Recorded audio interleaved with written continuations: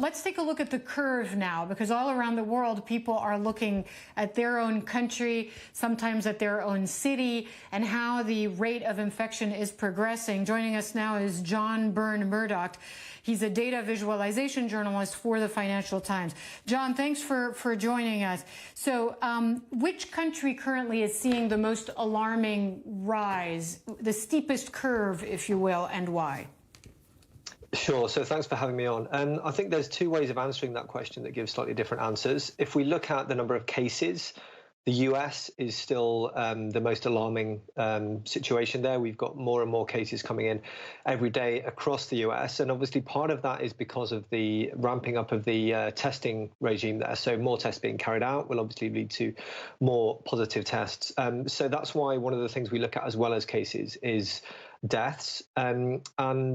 That gives a slightly different picture. So right now, probably the most concerning part of the world is Spain, where we're seeing more deaths at this stage of Spain's outbreak than we've seen in Italy, in Wuhan, in anywhere else. So Spain very much looks like it could become the next epicenter. But also there's concerning evidence that the US death curve is actually starting to bend upwards, starting to get steeper. So over the first couple of weeks of the outbreak in the US, things were relatively slow, but we're seeing more and more deaths come in every 24 hours in the US at the moment. And of course, we've now seen that cross above 1,000. So alarming scenes in America as well.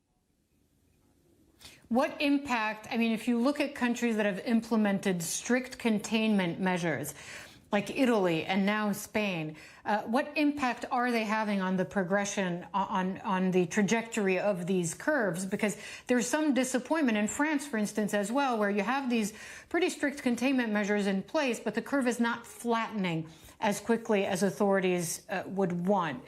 Do we understand what the impact of containment is on the data?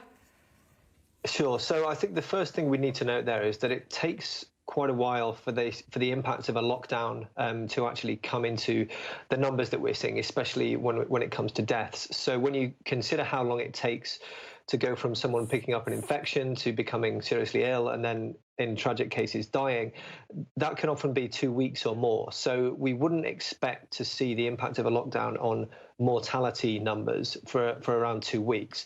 Now in China, which locked down Wuhan way back in late January, that's the sort of time period we seem to be looking at, somewhere between 10 days and 2 to 3 weeks in terms of the mortality curve starting to flatten off. Now, France is obviously less, we're not as far into that period. We're about 8 or 9 days into France's lockdown. We're coming up to, we're about 2 weeks into Italy's lockdown. So we would now perhaps start to expect Italy's mortality curve to be coming down. And in terms of new numbers of deaths overnight, that is what we're seeing. Those numbers seem to have peaked 3 or 4 days ago. So there is evidence that after these hard lockdowns come into place, 2 or 3 weeks later, we start seeing the curve flatten. Okay, and that's actually very encouraging, the fact that if you just follow the orders, and in some cases the mandatory self-isolation orders coming from authorities, that will contribute to flattening the curve. What about city by city? Can you talk to us a little bit about that? Which city is seeing some alarming rises? Which city has managed to contain the spread and the death rate more than others, and why? Sure. So this, I think, is going to become more interesting and over the next couple of weeks, because when we talk about the outbreak in any given country, it tends to actually be an outbreak in one city or region, which is gradually spreading outwards. So focusing on cities, I think, is going to become where this story is. Now, the concerning thing for a lot of your viewers will be that New York is now emerging as one of the new epicenters in terms of deaths by day. So New York we have as being about 1 week into its outbreak in terms of the time since its 10th recorded death. That's New York State. And for that 7-day period, New York actually has more deaths than any other region, subnational region in the world. So New York is looking like it could be pretty bad there if things don't get, if people don't get a handle on things quite soon. Again, the other part of the world where this is looking worrying is Spain, where both the Madrid region and Catalonia, where of course Barcelona is the major city, these are also seeing very steep rises in their death curve.